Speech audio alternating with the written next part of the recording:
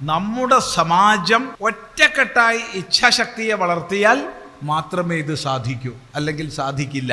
കാരണം ധനം നേടുന്നതിന് വേണ്ടി മാത്രം രൂപീകരിക്കപ്പെട്ട വ്യവസ്ഥയാണിത്.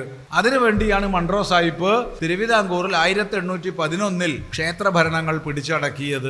അതിന്റെ പിന്തുടർച്ചയായിട്ടാണ് British government religious and charitable endowment act കൊണ്ടുവന്നതും പിന്നീട് മുസ്ലിം ക്രിസ്ത്യൻ സമൂഹത്തിന്റെ ശക്തമായ എതിർപ്പിനെ തുടർന്ന് അത് പിൻവലിച്ചതും Hindu religious and charitable endowment act കൊണ്ടുവന്നതും ഒക്കെ. കസേരയിൽ ഭരണാധികാരികൾ മാറിയിരുന്നപ്പോഴും ആ നിയമം മാറാതെ നിലനിന്നു. പിന്നീട് ഒരു പ്രതിപക്ഷം പോലും നമ്മളെ നാട്ടിൽ ഇല്ലാത്ത സമയത്ത്, പ്രതിപക്ഷ നേതാക്കന്മാർ മുഴുവൻ ഹൗസ് അറസ്റ്റിലായിരുന്ന സമയത്ത് അഥവാ ജയിലുകളിലായിരുന്ന സമയത്ത്, അടിയന്തരാവസ്ഥയുടെ കാലത്ത്, ഇന്ദിരാഗാന്ധി പ്രധാനമന്ത്രിയായിരുന്ന സമയത്ത് 1976 42-ാം ഭരണഘടനാ ഭേദഗതിയിലൂടെ സെക്കുലർ എന്നൊരു പദം ഭരണഘടനയിൽ തിരികെ ചേർക്കപ്പെട്ടു. അതുവരെ സെക്കുലർ ആയിരുന്നില്ല.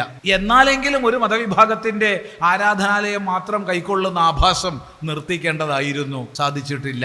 അതുകൊണ്ട് ശക്തമായ സമൂഹത്തിന്റെ ഇച്ഛാശക്തി വളരുകയും കേന്ദ്ര സർക്കാരിൽ സമ്മർദ്ദം ചെയ്യുകയും ആ കേന്ദ്ര സർക്കാരിനെ കൊണ്ട് നിയമനിർമ്മാണം നടത്തിക്കുകയും ചെയ്യുക എന്നുള്ളത് മാത്രമേ കരണീയമായിട്ടുള്ളൂ.